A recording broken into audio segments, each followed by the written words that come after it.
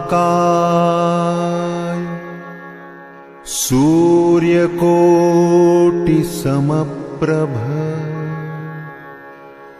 निर्विघ्नं कुरु मे देव सर्वकार्येषु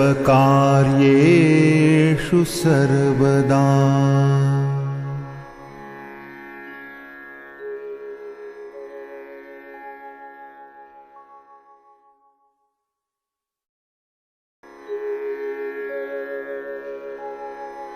शान्ताकारं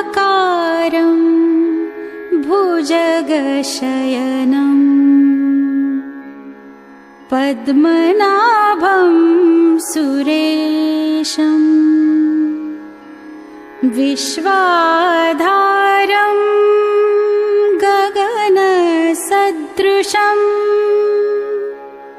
मेघवर्णं शुभांगं लक्ष्मीकान्तं कमलनयनं योगिभिर्ध्यानगम्यं वन्दे विष्णुं भवभयहरं सर्वलोकैकनाथं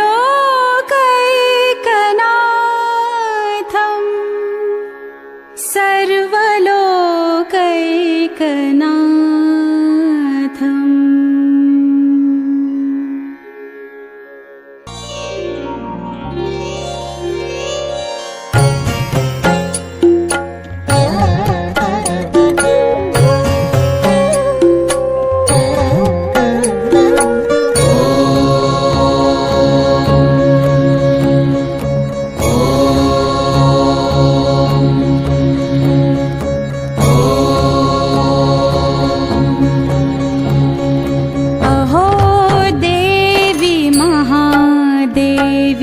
सन्ध्ये विद्ये सरस्वती अजरे अमरे चैव ब्रह्मयोने नमोऽस्तुते सन्ध्ये देवी नमोऽस्तुते सन्ध्ये देवी नमोऽस्तुते सन्ध्ये देवी नमोऽस्तुते सन्ध्ये देवी नमोऽस्तुते।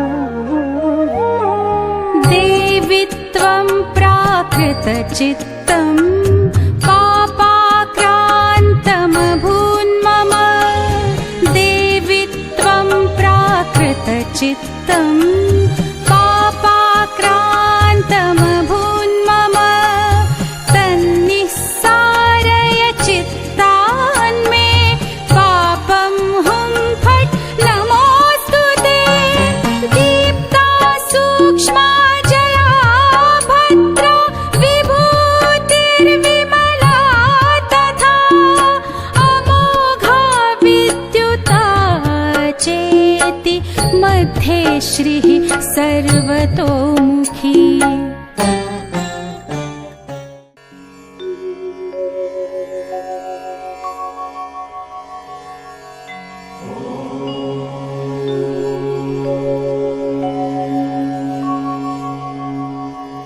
वृद्धां सरस्वतीं कृष्णां पीतवस्त्रां चतुर्भुजां शङ्खचक्रगदा पद्महस्तां गरुडवाहिनीं सामवेदकृतोत्सङ्गां वनमाला विभूषितां वैष्णवीं विष्णुदैवत्यां विष्णुलोकनिवासिनीं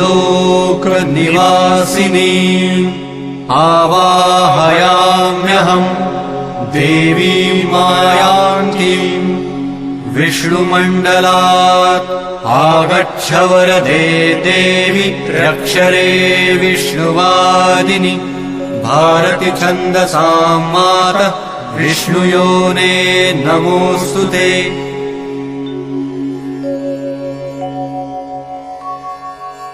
शुक्लां ब्रह्मविचारसार परमाम् आद्यां जगद्व्यापिनीं वीणापुस्तकधारिणीम् अभयदां जाड्यान्धकारापहाम् हस्ते स्फाटिकमालिकां च दधती पद्मासने संस्थितां वन्दे तां परमेश्वरीं भगवतीं बुद्धिप्रदां शारदाम्।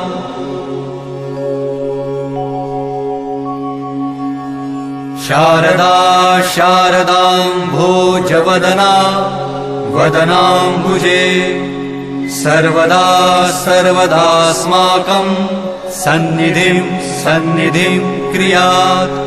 सरस्वतीं च तां नौमि वागधिष्ठातृदेवतां देवत्वं प्रतिपद्यन्ते यदनुग्रहतो जनाः पातु नो निकषग्रावा मतिहेम्नः सरस्वती प्राज्ञेतर परिच्छेदम् वचसैव करोति या लक्ष्मीर्मेधाधरा पुष्टिः गौरी तुष्टिः प्रभाधृतिः एताभिः पाहि तनुभिः अष्टाभिर्मां सरस्वती सरस्वती महाभागे विद्ये कमललोचने विद्यारूपे विशालाक्षि विद्यां देहि नमोऽस्तु ते।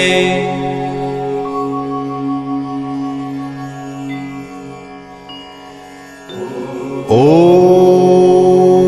भूः ॐ भुवः ॐ स्वः ॐ महः ॐ जनः ॐ तपः ॐ सत्यम् ॐ तत्सवितुर्वरेण्यम् भर्गो देवस्य धीमहि धियो यो नः प्रचोदयात्।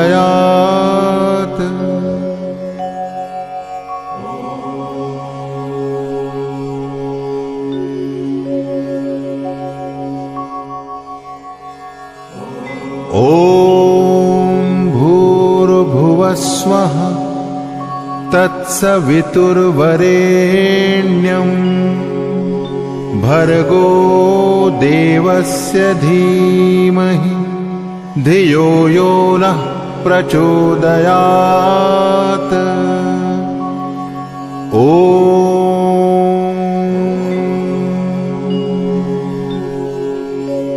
ॐ भूर्भुवः स्वः तत्सवितुर्वरेण्यम् भर्गो देवस्य धीमहि धियो यो नः प्रचोदयात्।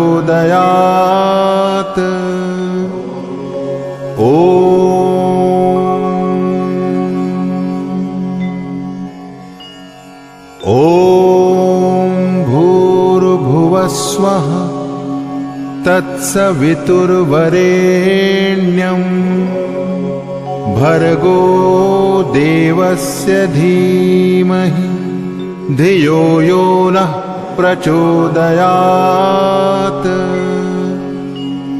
ॐ